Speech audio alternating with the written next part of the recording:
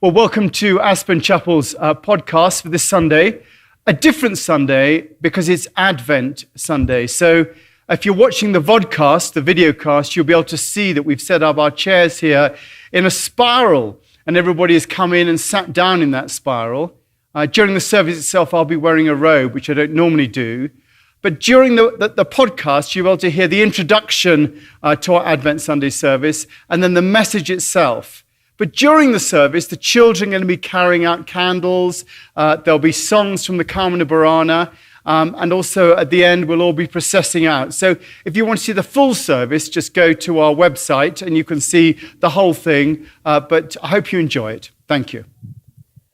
Then be ye glad, good people, this time of all the year, and light ye up your candles, for the star it shineth clear. The first light of Advent, it is the light of stones, the light of shells and crystals, which dwell in earth's dark home. Thank you, CP. And we're going to light the first Advent candle. Thank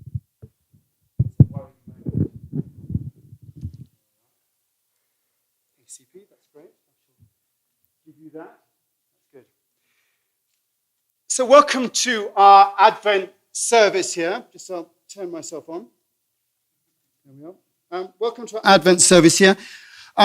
My name is Nicholas Vesey. I'm the minister here, and if you're live streaming, I'm not quite sure which camera I'm looking at, but welcome. You're very welcome to be with us. And you can see it's a pretty different sort of service that we're having here at Advent.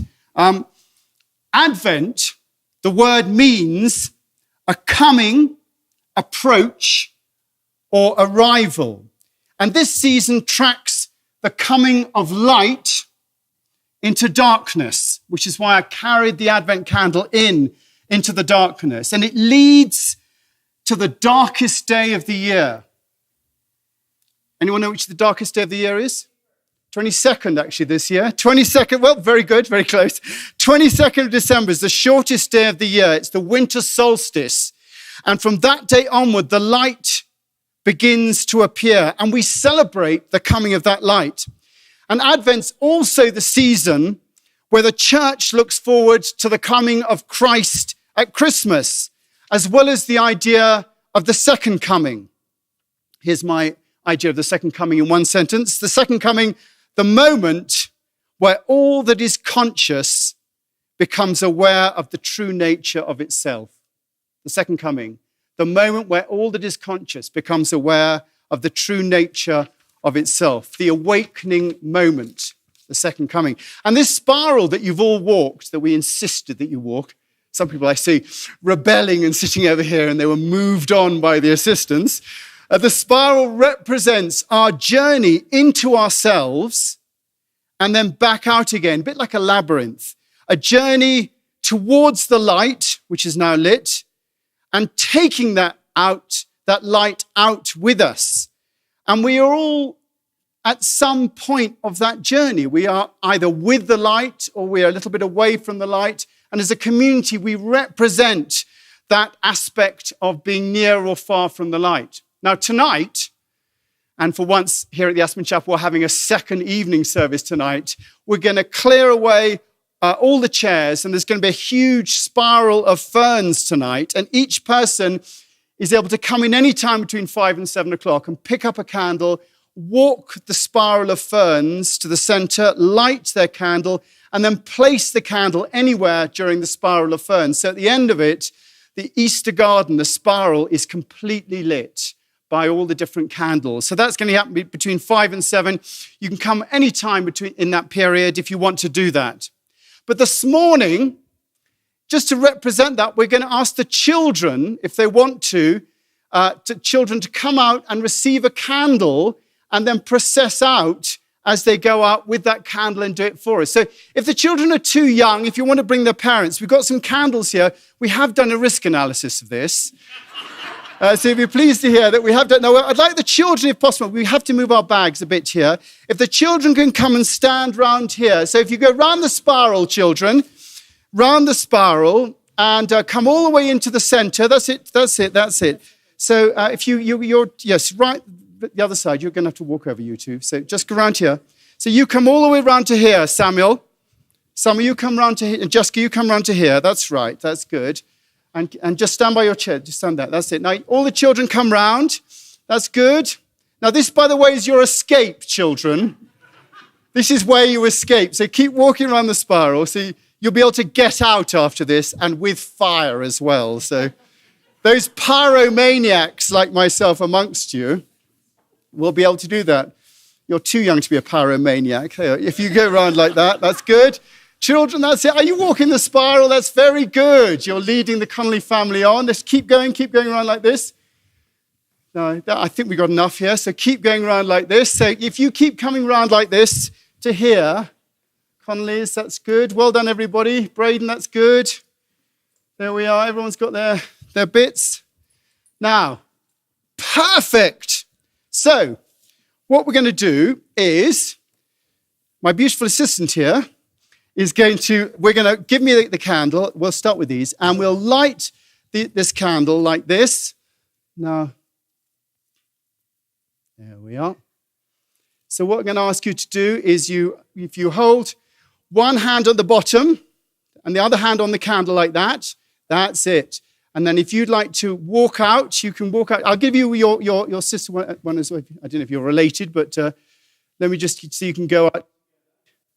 Hold on to the candle as well so they don't do that. And if you'd like to just walk out with her, that's if you walk out that way, that's good. So we'll give you one as well. That's fantastic.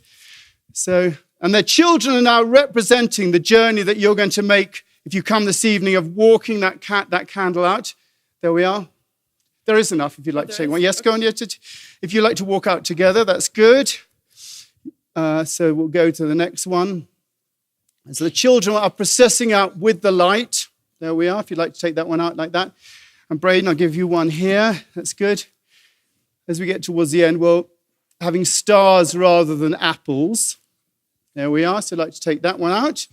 Good, and then you can see the light going out with the children. There we are. Yeah, that's right. There we are, if you'd like to hold that one, that's good. And then go out. Excellent.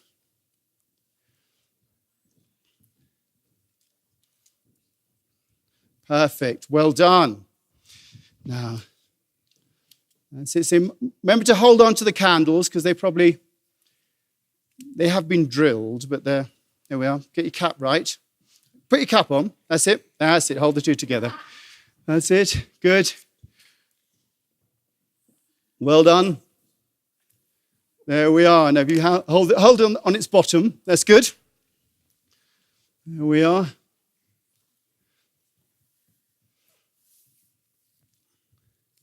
There we are. If you hold that apple and the candle as well. If you go out, that's good. There we are. One more. There we are. Let's keep going. There we are. Well done, those of you that are patient at the end. Hold it on its bottom. That's it. And that's to stop the wax dripping on you. See? There we are. We're going to give you an apple. I don't know how edible these apples are, CP. Are they edible? Yes. They are edible, yes, of course. They're non-organic, so just be warned of that. There we are.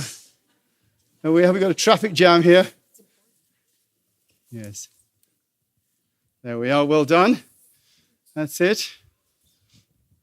There we are.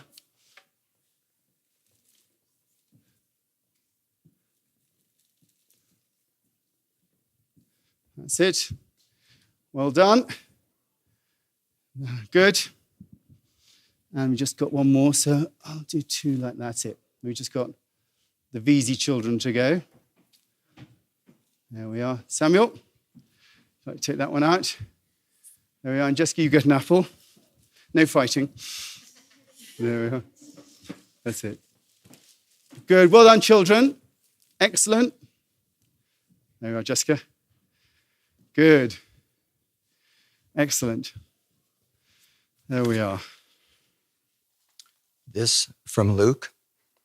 There will be strange signs in the sun, moon, and stars, and here on earth the nations will be in turmoil, perplexed by the roaring seas and strange tides.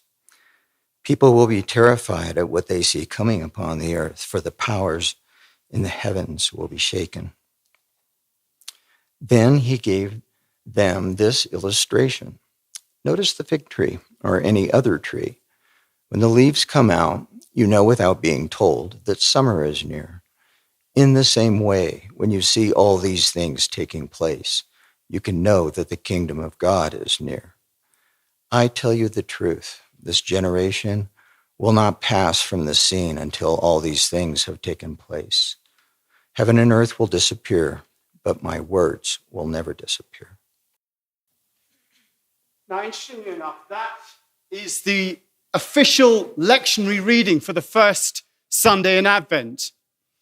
You haven't got this story of Mary and Joseph and the baby and all the sort of nice, warm and fuzzy things that are in most of the gospel stories when you come to Luke. Instead, Advent 1 slaps us with uncertainty, with violence in human history, with signs of dread, floods, earthquake, distress amongst the nations that cause people to faint and fear. You know, those awaiting Luke's lovely stories of the birth of Jesus are definitely disappointed, because actually this is where we look at our darkest hour. This moment, the first Sunday of Advent, is our darkest hour. And, you know, we're going to take a journey this Advent from darkness, and we all have that darkness within us, into light. And today, we're starting that journey from an almost pagan place. The feel of it, so the stones and crystals and all that sort of stuff. I've got all the Steiner Waldorf people out, and they put all the stuff around here. And actually, when you look at the word pagan, you imagine, where you have your images of what that actually means. But pagan, in its original sense, means villager, rustic. It's a noun or adjective which means of the country or of the village, from the word pagus, meaning country people, province, rural district. And the idea is of living with the land and combating with nature. And the music that we're listening to, anyone know where it's from? Thank you. Carmina Burana, Kate. Yes. The music is from the Carmina Burana, which is a song, a paean to the pagan aspects of the Middle Ages by Karl Off. And the idea is that we move in ourselves from the darkest point towards the light. So this Sunday, we're concerned with the earth, with the earthiness, with the primal fears that move amongst us. And just to repeat that thing, strange signs in the sun and moon, and here on earth the nations will be in turmoil, perplexed by the roaring seas and the strange tides. People will be terrified of what they see coming on earth, for the powers in the heavens will be shaken. And there is superstition in that. There is superstition present in paganism, our yoke to the land. And we try to lift ourselves out of that by looking towards the light. Now, next week the chairs will be back to normal, you'll be pleased to hear. But notice whether or not you were disturbed and perplexed and fearful on the earth when you saw them set out the way that they were this week. Next week, we're going to be looking at our darkness from the perspective of the Old Testament. We're going to be looking at the possibility of hope, echoed from the famous passage, the people that walked in darkness have seen a great light. And David Floria will be speaking about darkness and hope from his experience of going blind. And on the third Sunday in Advent, we'll be looking at the actuality of hope, the hope of the coming Christ, both at Christmas and the second coming. And then we get into lessons and carols, and then it's Christmas itself. But here we are in the spiral. Almost it looks like a fractal, one of those things that just go on and on and on. And that spiral is within us, and we've walked that spiral. And each of us represents a part of the journey going from darkness into light. And each of us has our own fears and concerns in a darkness really of our own minds making, looking out into a terrifying world, the darkness of the earth as it turns. And I think it's important to acknowledge that as we look out into the world. We look out at Paris, we look out at Mexico, at Beirut, Sharm el-Sheikh, Afghanistan, Daesh. As we look out, it's so easy to get sucked into a worldview that's based around fear. And as we enter Advent, we're being asked to look up from that, to look up from that darkness. We're asked to look up from the actual to to the actual physical light coming in after the 22nd of December. And the candle represents the end of that. And the knowledge in our hearts that perfect love casts out fear. Perfect love casts out fear. And the candle represents that. And at the moment, we're not asking ourselves to do anything about it. This is just the beginning of Advent. And Advent is a process that lasts more than 4 weeks. But we're asked to acknowledge our fearfulness, wherever it is, and look out to the light, to come together as a community and to see that each of us is in a different place in relationship to that light. Some are further of it than others. Some have further to travel. And together we represent our community and its relationship with that light. And so we confront our fears together as a community. And we give comfort to each other as a community, reminding ourselves that the light will come no matter how dark it gets. And that's the purpose of Advent, to remind us to look for the light and not to be too sucked in by the darkness. The actual light of spring coming, the eternal light of Christ at Christmas, and the inner light that guides us on our way. And we start from where we are. Each of us starts on that journey towards the light from where we actually are. We start from the earth, from realizing that we are, each of us, the universe made conscious of itself. We are made, each of us, from the same carbon atoms that were thrown out 13 billion years ago from the Big Bang. Those carbon atoms went out, they became planets, they became stars, they got cold, they got hot, they shot down towards the earth, and at some point you were a bit of speck of dust as the earth. And then the earth cooled, the climates got great, and then it became life. And some carbon atoms that were thrown out 17 billion years ago became Barbara Owen, and there they are. The carbon atoms that are now Barbara Owen. And you has the ability, and Barbara has the ability as those carbon atoms.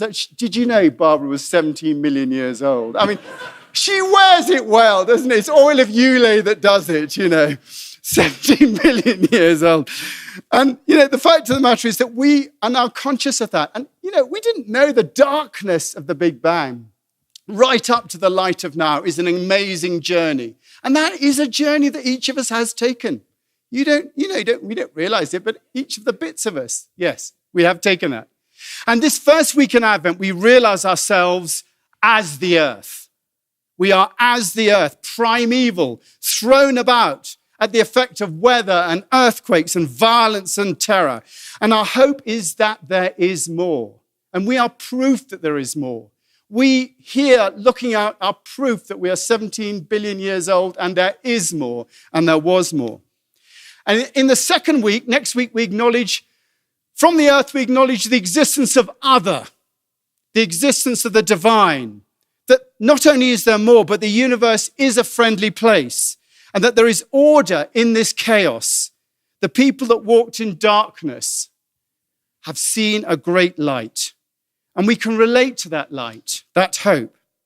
And the third week, that light is not only molecules as light, as life, but manifest in humanity, the Christ manifest in humanity, coming at Christmas, showing Jesus representing at Christmas the divine in humanity and showing how we manifest humanity. And the way that we manifest humanity is from going from earth to life, to being human beings conscious, to including the divine. And the arrival of the incarnation is the realization that that divine is shot through all of us. And in coming to Christmas, we realize that, humans beings realizing that they too are manifestations of the same divine wisdom and that the Christ is in all of us. And as we look out this Christmas time, that's what we're looking forward to. From the darkness that we are now, knowing that the Christ in humanity will shine out of our eyes if we allow it to.